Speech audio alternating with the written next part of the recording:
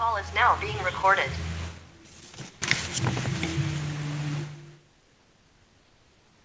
Assalamualaikum warahmatullahi wabarakatuh. Perkenalkan kami dari kelompok 1 yang beranggotakan saya, Sri Setiawati, Dini Nuraini, dan Rinka Oktaviani. Di sini kami akan mempresentasikan chapter 20 yaitu terkait dengan akuntansi pensiun dan imbalan pasca kerja. Akuntansi rencana pensiun. Pengaturan di mana pemberi kerja memberikan pembayaran kepada pensiun karyawan setelah mereka memberikan layanan selama tahun bekerja. Di sini ada itunya ya diagramnya. Perusahaan berkontribusi, terus rencana pensiun ke administrasi, lalu pembayaran keuntungan ke retired employees. Lalu ada rencana pensiun dapat berupa 1. Kontribusi, yaitu merupakan karyawan secara sukarela melakukan pembayaran untuk meningkatkan tunjangan mereka. Lalu yang kedua ada non-kontribusi, yaitu pemberi kerja menanggung seluruh biayanya. Lalu yang ketiga, program pensiun yang memenuhi syarat, menawarkan keuntungan pajak. Terkait dengan dana pensiun, harus merupakan badan hukum dan akuntansi yang terpisah. Di sini akan dibahas terkait dengan rencana kontribusi yang ditetapkan. Menyatakan bahwa kontribusi pemberi kerja ditentukan oleh rencana atau tetap. Lalu yang kedua, resiko ditanggung oleh karyawan. Yang ketiga, manfaat berdasarkan nilai rencana. Lalu ada rencana manfaat pasti. Menyatakan bahwa manfaat ditentukan oleh rencana. Yang kedua, kontribusi pemberi kerja bervariasi atau ditentukan oleh aktuaris. Lalu yang ketiga, resiko ditanggung oleh pemberi kerja. Jadi, perusahaan mempekerjakan aktuaris untuk memastikan bahwa program pensiun sesuai untuk kelompok karyawan yang tercakup. Di sini terkait dengan peran aktuaris dalam akuntansi pensiun. Aktuaris membuat prediksi tingkat kematian, pergantian karyawan, tingkat bunga, dan pendapatan, frekuensi pensiun dini, gaji masa depan, dan faktor lain yang diperlukan untuk menjalankan program pensiun. Mereka juga menghitung berbagai ukuran pensiun yang mempengaruhi laporan keuangan, seperti 1. Kewajiban pensiun, kedua, biaya tahunan untuk melayani rencana tersebut, lalu yang ketiga, biaya perubahan rencana. Lalu untuk pengukuran liabilitas pensiun. 1. Jadi muncul pertanyaan 1. Apa kewajiban pensiun yang harus dilaporkan perusahaan dalam laporan keuangan? Yang kedua, berapa biaya pensiun untuk periode tersebut?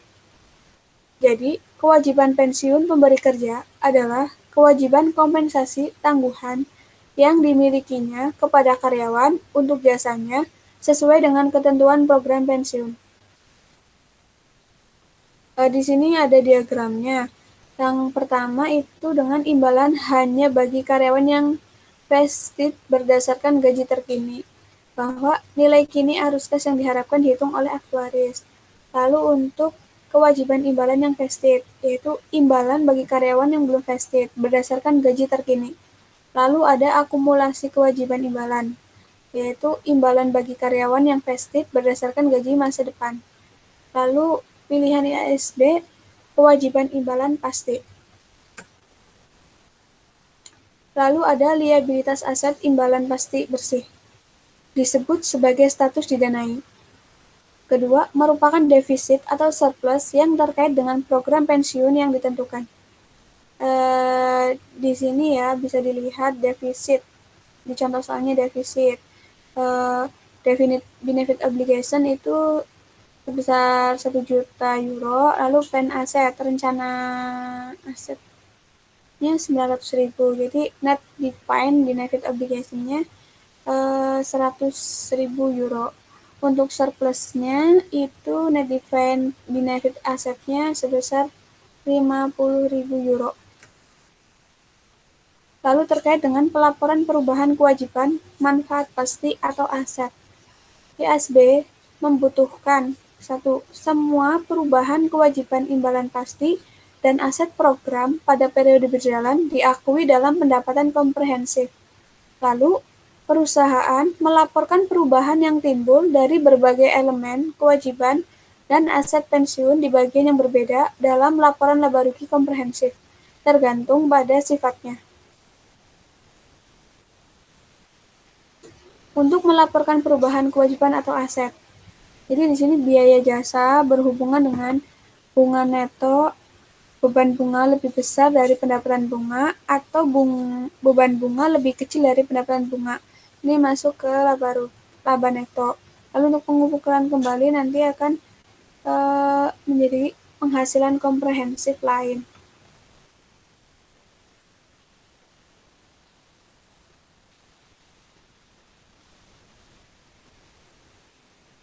Lalu ada komponen dari pensiun expense, yaitu yang pertama service cost, bahwa biaya jasa kini, kenaikan nilai kini kewajiban imbalan pasti dari jasa karyawan pada periode berjalan. Lalu biaya jasa lalu, perubahan nilai kini kewajiban imbalan pasti atas jasa karyawan untuk periode lalu, umumnya akibat amandemen program. Lalu dilaporkan dalam laporan laba rugi komprehensif di bagian operasi laporan dan mempengaruhi laba bersih. Lalu, perusahaan harus mempertimbangkan tingkat kompensasi masa depan dalam mengukur kewajiban sekarang dan biaya pensiun berkala. Lalu yang kedua, komponen kedua yaitu net interest atau bunga. Dihitung dengan mengalihkan tingkat diskonto dengan status pendanaan program atau kewajiban imbalan pasti dikurangi aset program. Lalu, kewajiban imbalan pasti bersih menghasilkan beban bunga. Aset imbalan pasti bersih menghasilkan pendapatan bunga. Jumlah sering ditampilkan di bawah bagian operasi dari laporan laba rugi di bagian pembiayaan. Tingkat diskonto didasarkan pada hasil obligasi berkualitas tinggi dengan persyaratan yang sesuai dengan kewajiban pensiun perusahaan. Lalu ada remeasurement atau pengukuran kembali, bahwa keuntungan dan kerugian terkait kewajiban imbalan pasti. Keuntungan atau kerugian atas nilai wajar aset program. Komponen ini dilaporkan dalam penghasilan komprehensif lain setelah pajak. Oleh karena itu, keuntungan atau kerugian pengukuran kembali mempengaruhi pendapatan komprehensif tetapi tidak mempengaruhi laba bersih. Lalu ada aset program dan pengembalian aktual. Aset program, yaitu dapat berupa investasi dalam saham, obligasi, sekuritas lainnya, dan real estate. Untuk pelaporannya dengan nilai wajar. Lalu untuk kontribusi pemberi kerja dan pengembalian aktual aset program meningkatkan aset program pensiun. Lalu manfaat yang dibayarkan kepada pensiunan mengurangi aset program. Selanjutnya akan dijelaskan oleh Rinka.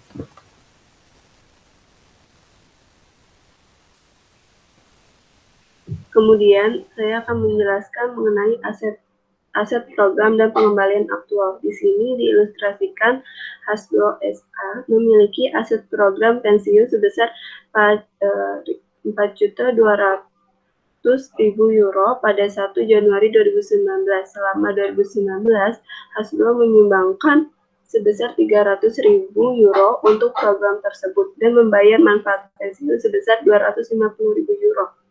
Pengembalian aktual dari aset rencana adalah 210.000 euro untuk tahun tersebut. Hitung jumlah aset program pada 31 Desember 2019. Maka di sini dicatat yaitu rencana aset pada 1 Januari 2019 sebesar 4.200.000 euro. Kemudian kontribusi Hasbro untuk perencanaan 300.000, pengembalian aktual sebesar 210.000, manfaat yang dibayarkan pada karyawan ini di 250.000 yaitu dikurangi dari manfaat yang dibayarkan kepada karyawan, maka total pada rencana aset 31 Desember 2019 adalah 4.460.000 euro. Next, Kak.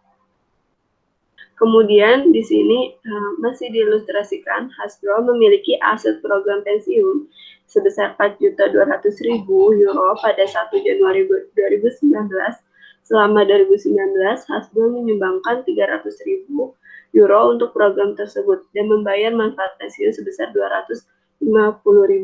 Pengembalian aktual dari aset rencana adalah 210.000 euro untuk tahun tersebut. Maka di sini ditanya beberapa maka di sini perusahaan menghitung pengembalian aktualnya sebesar, yaitu rencana aset pada 1 Januari 2019 4.200.000 euro dikurangi dengan aset rencana 1 Januari 2019 yaitu 4.200.000 euro. Kemudian di sini ditambah dengan peningkatan nilai wajar aset program sebesar 260.000 euro, kemudian dipotong dengan kontribusi untuk rencana sebesar 300.000 euro, kemudian ditambahkan dengan pembayaran tunjangan kepada karyawan sebesar 250.000 euro, maka total pengembalian aktualnya sebesar 210.000 euro. Next, Kak. Kemudian di sini dalam menggunakan lembar kerja pensiun worksheet, di sini ada journal entry, itu di sini ada pencatatan item, kemudian ada annual pension expense, kemudian ada cash, ada giant and loss sama pension asset atau liability, kemudian di memory card-nya ini ada benefit definite benefit obligation dan plan asset. Di kolom entry jurnal umum ini menentukan entry jurnal yang akan dicatat dalam akun buku besar formalnya. Kemudian di kolom catatan memo mengatur saldo untuk kewajiban imbalan pasti dan aset programnya. Kemudian di sini ada entry dan lembar kerja 2019, yaitu di sini diilustrasikan pada tanggal 1 Januari 2019, Jerry AG memberikan informasi berikut terkait dengan program pensiun tahun 2019. Aset rencana 1 Januari 2019 adalah 100.000 euro. Kewajiban imbalan pasti pada 1 Januari 2019 sebesar 100.000 euro. Biaya layanan tahunan adalah 9.000 euro, tingkat diskon 10%, kontribusi pendanaan adalah 8.000 euro, manfaat yang dibayarkan kepada pensiunan sepanjang tahun adalah sebesar 7.000 euro. Maka di sini diinstruksikan siapkan lembar kerja pensiun dan entry jurnal pensiun untuk Jarley Company untuk tahun yang berakhir pada tanggal 31 Desember 2019. Maka di sini ada pencatatan entry dan worksheet-nya, lembar kerja pensiun 2019 untuk Jarley Company, yaitu di sini di bagian general ledger entry-nya ini dicatat ada annual pension expense-nya ini, service cost-nya ini 9.000 euro, terus ada interest expense sebesar 10.000, interest revenue sebesar min 10.000. Ini didapat yang pertama yang interest expense didapat dari obligasi yaitu 100.000 dikali 10%. Kemudian yang asetnya ini didapat dari 100.000 dikali 10% juga. Kemudian di kontribusinya ini masuk ke dalam cash berkurang sebesar 8.000 euro. Kemudian maka jurnal entry-nya ini di annual pension expense-nya ini 9.000 totalnya. Di cash-nya ini 8.000. Kemudian di jurnal entry di pension asset atau liabilities-nya menjadi min 1.000. Pada tanggal 31 Desember 2019. Lanjut. Kemudian di sini ada entry jurnal pensiun 2019 untuk Jarley Company-nya. Ada jurnal entry-nya yaitu di pension expense sebesar 9.000, di kreditnya ini sebesar cash-nya ini 8.000. Kemudian di bagian kredit juga ada pension asset atau liability sebesar 1.000. Kemudian ada saya akan menjelaskan mengenai biaya layanan sebelumnya, yaitu biaya layanan sebelumnya yang pertama adalah perubahan nilai kini kewajiban imbalan pasti akibat amandemen program atau curtailment. Kemudian yang kedua ada biaya beban biaya jasa lalu selama periode amandemen atau curtailment. Di sini ada penjelasannya, yaitu biaya servis sebelumnya pada biaya dalam periode saat ini. Yang pertama yang dari rencana amandemen yaitu ada pengenalan rencana, ada penarikan rencana, dan perubahan rencana. Kemudian ada di trialnya ini, yaitu pengurangan yang signifikan dalam jumlah karyawan yang dicakup oleh program tersebut. Kemudian di sini ada contohnya, entry dalam lembar kerja pada 2020 masih sama mengenai Jarley Company, yaitu pada tanggal 1 Januari 2020 mengubah program pensiun untuk memberikan imbalan purna jasa kepada karyawan dengan nilai sekarang sebesar 81.600 euro. Fakta tambahan berikut berlaku untuk program pensiun untuk tahun 2020. Biaya layanan tahunan adalah 9.500 euro, tingkat diskontonya ini masih sama 10%, kontribusi pendanaan tahunannya adalah 20.000 euro, manfaat yang dibayarkan kepada pensiunan sepanjang tahun adalah 8.000 euro. Maka di sini diinstruksikan menyiapkan lembar kerja pensiun dan entry jurnal pensiun untuk Jarley Company untuk tahun yang berakhir pada 31 Desember 2020. Di sini ada lembar kerja pensiun 2020 untuk Jarley Company.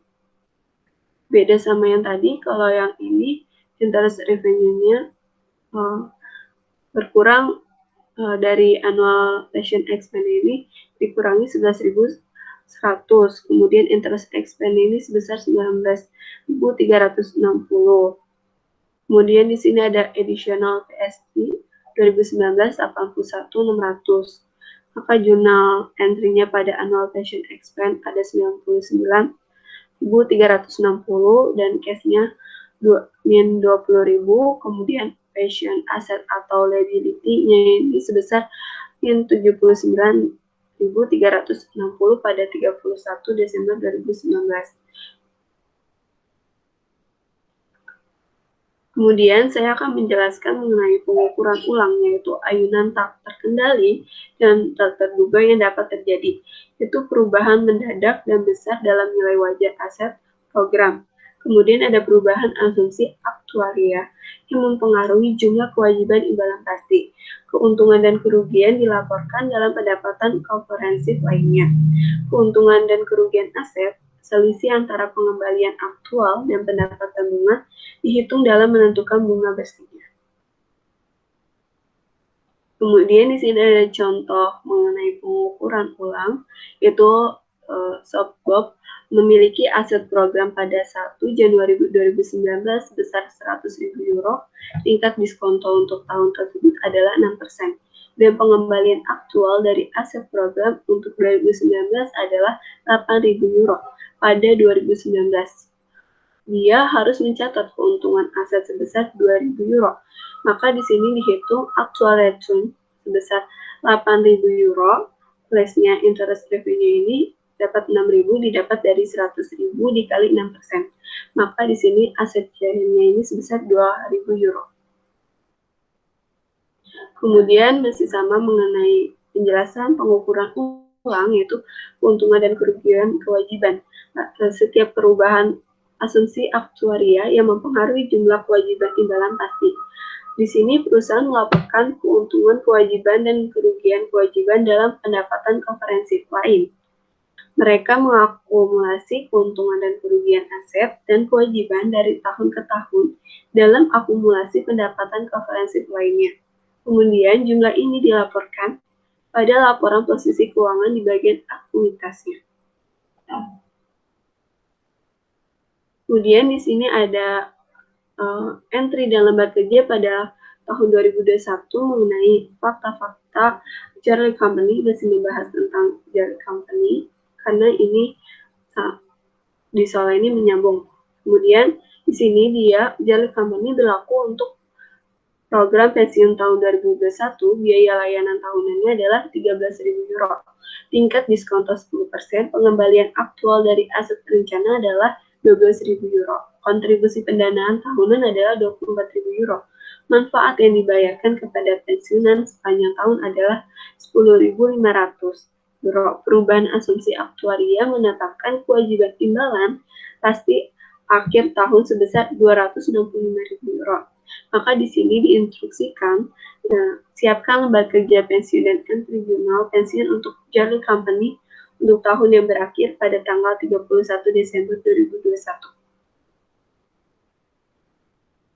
Di sini ada jawabannya mengenai worksheet for Jarley Company pada 2021, yaitu di jurnal entry akhirnya ini annual pension expense ini sebesar 21.036 euro, kemudian di min 24.000 di cash, kemudian di giant or loss-nya ini sebesar 28.004 euro, kemudian di pension atau liability ini sebesar 25.040 euro. Maka di akhir 31 Desember 2021, giant or loss-nya ini 28.004, kemudian di pension asset atau liability min 105.400 euro. Itu merupakan net liability-nya yang 105.400 euro. Kemudian di sini masih sama. Di sini adalah kalkulator dari worksheet for Jarley Company-nya, yaitu calculation of asset loss, yaitu asset loss-nya ini ketemu sebesar 1.410.000 min 1.410 euro, kemudian di liability loss-nya ini sebesar 26.594 euro.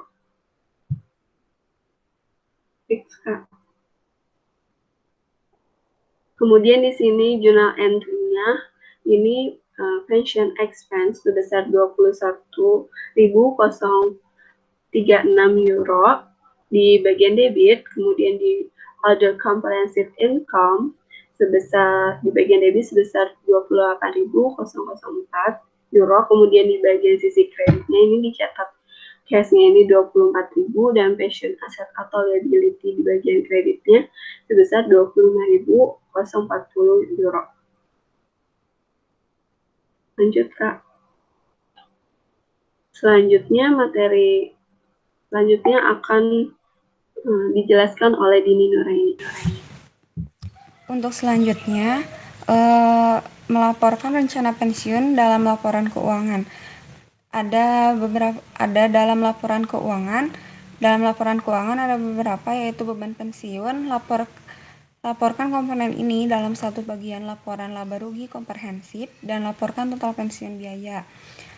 Kemudian laporkan komponen biaya jasa dalam pendapatan operasi dan bunga bersih di bagian terpisah yang terkait dengan pembiayaan. Kemudian ada keuntungan dan kerugian. Dalam keuntungan dan kerugian, aset dan liabilitas diakui dalam pendapatan komprehensif lain, kemudian tidak diakui dalam laba bersih. Next. Untuk contohnya, untuk contoh financial statement-nya sudah dicatat net income untuk tahun 2019 sebesar 100.000 dan liability loss for 2019 60.000. Untuk aset loss-nya sebesar 15.000 dan untuk akumulasinya di bulan Januari tanggal 1 2019 sudah diketahui sebesar 40.000. Maka untuk pencatatannya terdapat liability loss sebesar 60.000 euro ditambah aset loss-nya 15.000, maka akan diketahui ada comprehensive loss-nya sebesar 75.000 euro. Kemudian dicatat lagi net income sebesar 100.000 euro dikurangi dengan other comprehensive loss-nya sebesar 75.000, maka akan diketahui untuk comprehensive income-nya sebesar 25.000 euro. Untuk komponen penghasilan komprehensif lain harus dilaporkan dengan menggunakan salah satu dari dua format berikut, yaitu menggunakan format pendekatan dua pernyataan dan pendekatan satu pernyataan. Pendekatan satu pernyataan merupakan laporan gabungan dari laba rugi komprehensif. Next. Di sini ada contoh untuk dua pendekatan, yaitu comprehensive income statement. Terdapat net income sebesar 100.000 dan other comprehensive loss sebesar 75.000. 75.000 ini dari liability loss 60.000 ditambah asset lossnya 15.000. Kemudian net income dikurangi other comprehensive loss, maka ditemukan comprehensive income-nya sebesar 25.000 euro. Nah, untuk contoh selanjutnya, terdapat akumulasi other comprehensive income di bulan Januari tanggal 1 2019 sebesar 40.000 dikurangi dengan other comprehensive loss-nya sebesar 75.000, maka akumulasi other comprehensive loss-nya di bulan Desember tanggal 31 2019 sebesar 35.000. Kemudian untuk statement of financial position-nya, equity share capital ordinary sebesar 100.000, retained earnings sebesar 65.000, dan akumulasi other comprehensive loss-nya yang sudah tadi dihitung sebesar 35.000. Maka untuk total equity-nya 125.000. 125.000 ini 100.000 ditambah 60.000 dikurangi 35.000, maka ketemu untuk total equity-nya sebesar 125.000 euro. Next. Kemudian dalam laporan keuangan terdapat pengakuan status dana bersih program pensiun.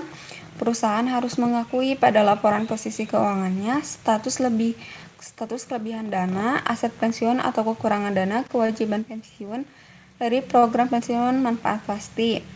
Kemudian ada klasifikasi aset pensiun atau pensiun kewajiban, yaitu selisih lebih antara nilai wajar aset program dengan kewajiban imbalan pasti diklasifikasikan sebagai aset tidak lancar.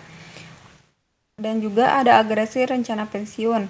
Satu-satunya situasi di mana pengimbangan diizinkan adalah di mana ketika sebuah perusahaan memiliki hak yang dapat diberlakukan secara hukum untuk menggunakan surplus di satu rencana untuk menyelesaikan kewajiban di rencana lain, dan bermaksud untuk menyelesaikan kewajiban secara neto atau untuk merealisasikan kewajibannya di program lain secara bersamaan.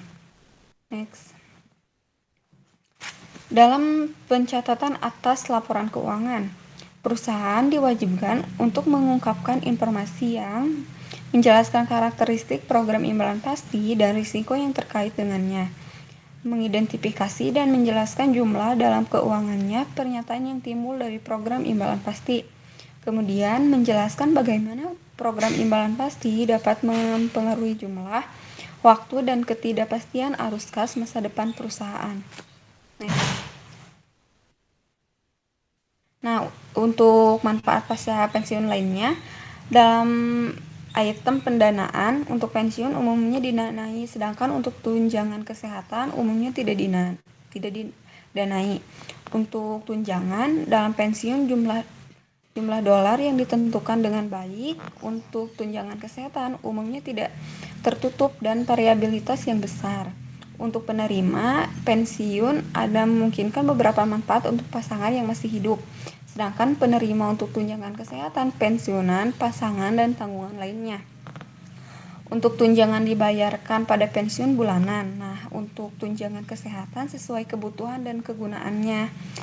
Dan untuk prediktabilitas dalam pensiun variabel cukup dapat diprediksi, sedangkan untuk tunjangan kesehatan pemanfaatannya sulit untuk diprediksi karena tingkat biaya bervariasi secara geografis dan berfluktuasi dari waktu ke waktu. Next. Untuk selanjutnya, untuk soal chapter 19 akuntansi perpajakan. Untuk 19.1 Starfleet Corporation memiliki satu perbedaan temporer pada akhir tahun 2018 yang akan berbalik dan menyebabkan jumlah kena pajak sebesar $55 pada tahun 2019 dan $60.000 dalam 2020 dan $75.000 pada tahun 2021. Pendapatan keuangan sebelum pajak Starfleet untuk 2018 adalah $400.000. dan tarif pajaknya 30% untuk semua tahun. Tidak ada pajak tangguhan di awal tahun 2018. Untuk instruksinya, diminta untuk menghitung penghasilan kena pajak dan pajak penghasilan terhutang untuk tahun 2018. Dan yang kedua, diminta membuat ayat jurnal untuk mencatat beban pajak penghasilan tangguhan, dan pajak penghasilan terhutang pada tahun 2018. Dan yang ketiga, menyiapkan bagian beban pajak penghasilan dalam laporan laba rugi tahun 2018 dimulai dengan baris pendapatan sebelum pajak penghasilan. Next. Nah, untuk poin A yaitu dicatat pre-tax financial income untuk tahun 2018-nya sudah diketahui sebesar 400.000, dan untuk temporary difference resulting in future taxable amount-nya sudah diketahui juga di tahun 2019 sebesar 55.000, di tahun 2020 60.000, 2021 75.000. Setelah 400.000 dikurangi 55.000 dikurangi 60.000 dikurangi 75.000, maka akan diketahui untuk taxable income di tahun 2018-nya sebesar $210.000. Kemudian untuk taxable income di tahun 2018 yang sebesar 210.000 itu dikalikan tax rate-nya sebesar 30% yang sudah diketahui di soal, maka akan diketahui untuk income tax payable di tahun 2018 itu sebesar $63.000. Next. Nah, selanjutnya poin B. Yang poin B itu untuk future taxable di tahun 2019 sebesar 55.000 ditambahkan dengan future taxable di tahun 2020 sebesar 60.000 dan ditambahkan lagi dengan future taxable di tahun 2021 sebesar 75.000, maka akan didapatkan totalnya sebesar $190.000. Nah, masing-masing future taxable tersebut dikalikan dengan tax rate-nya. Untuk di tahun 2019, tax rate-nya sebesar 30%, kemudian untuk tahun selanjutnya juga sama, tax rate-nya 30%, maka untuk hasil di tahun 2019 sebesar $16.500, ditambah dengan $18.000 ditambah $22.500, maka untuk deferred tax liability-nya sebesar 57.000. Nah, untuk pencatatan selanjutnya terdapat deferred tax liability at the end untuk tahun 2018 sebesar 57.000 ditambah dengan deferred tax liability at the beginning-nya $0, maka untuk deferred tax expense di tahun 2018 itu sebesar 57.000. Kemudian ditambahkan dengan current tax-nya sebesar 63.000, maka untuk income tax expense di tahun 2018 itu sebesar $120.000. Next. Nah, untuk pencatatan selanjutnya, untuk jurnalnya, maka income tax expense 120.000 di debit dan di kredit terdapat income tax payable sebesar 63.000 dan deferred tax liability-nya sebesar 57.000. Nah, untuk poin C-nya di debit terdapat income before income tax-nya sebesar $400.000 dan untuk income tax expense-nya sebesar 120.000. 120.000 ini didapat dari current 63.000 ditambah dengan deferred 57.000. 400.000 ditambah 120.000, maka didapat net income sebesar 280.000. Next. Untuk soal selanjutnya, dua perbedaan temporer, satu tarif pajak tangguhan awal diminta untuk menghitung pendapatan keuangan sebelum pajak, dan fakta-fakta berikut berkaitan dengan McCann Corporation. Yang ke-1, kewajiban pajak tangguhan pada tanggal 1 Januari 2019 sebesar $60.000 dan aset pajak tangguhan pada tanggal 1 Januari 2019 sebesar $20.000. Untuk yang ketiga, penghasilan kena pajak untuk tahunan 2015 sebesar $115.000 dan yang keempat, perbedaan temporer kumulatif pada tanggal 31 Desember 2019 sehingga menimbulkan jumlah kena pajak di masa mendatang $210.000.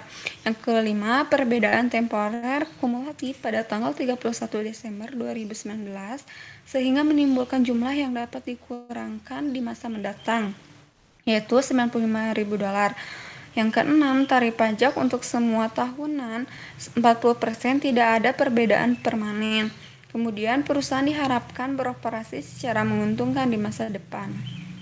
Next. Untuk instruksinya diminta hitung jumlah pendapatan keuangan sebelum pajak untuk 2019, buatlah ayat jurnal untuk mencatat beban pajak penghasilan tangguhan, dan pajak penghasilan terutang untuk tahun 2019. Siapkan bagian beban pajak penghasilan dalam laporan laba rugi untuk tahun 2019, dimulai dengan baris pendapatan sebelum pajak penghasilan. Kemudian yang D, diminta untuk menghitung tarif pajak efektif untuk tahun 2019. Next. Untuk poin A, untuk pencatatannya, untuk pencatatan kumulatif temporary difference which will result in future taxable amount sebesar $210.000 yang sudah diketahui di soal, dikurangi dengan kumulatif temporary difference untuk pada tanggal 1 Januari 2019 sebesar $150.000. $150.000 ini didapat dari $60.000 dibagi dengan 40%, maka didapat beginning cumulative temporary difference-nya sebesar $150.000. Maka setelah dikurangi akan diketahui untuk result in future taxable amounts-nya sebesar $60.000. Kemudian untuk cumulative temporary difference pada tanggal 31 Desember 2019 adalah $95.000 yang sudah diketahui di soal, dan dikurangi dengan cumulative temporary difference pada tanggal 1 Januari 2019 sebesar $50.000. $50.000 ini didapat dari $20.000 dibagi dengan 40%, maka didapat $50.000. Setelah dikurangi akan diketahui origination difference di tahun 2019 itu sebesar $45.000.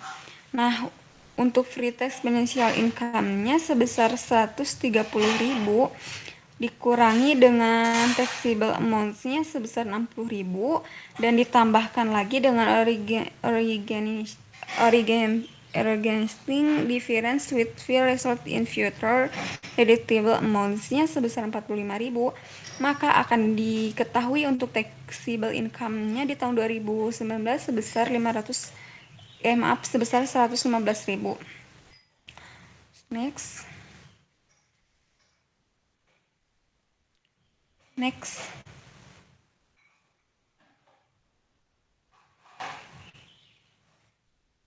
Nah, untuk poin B, di debit terdapat income tax expense sebesar $52.000 dan divided tax asset sebesar $18.000, dan di kredit terdapat income tax payable sebesar $46.000 yang didapat dari $115.000 dikali 40% dan divided tax liability-nya sebesar $24.000.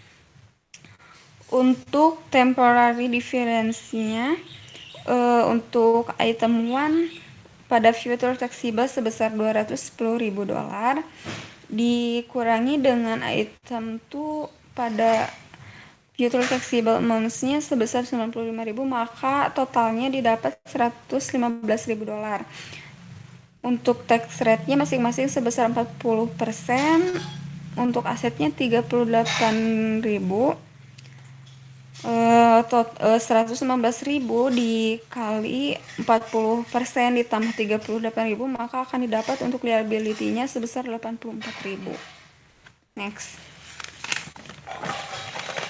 Untuk selanjutnya, divided tax liability at the end untuk tahun 2019 sebesar $84.000 dikurangi dengan divided tax liability di tahun 2019-nya sebesar $60.000, maka akan diketahui untuk required in divided tax liability-nya sebesar $24.000.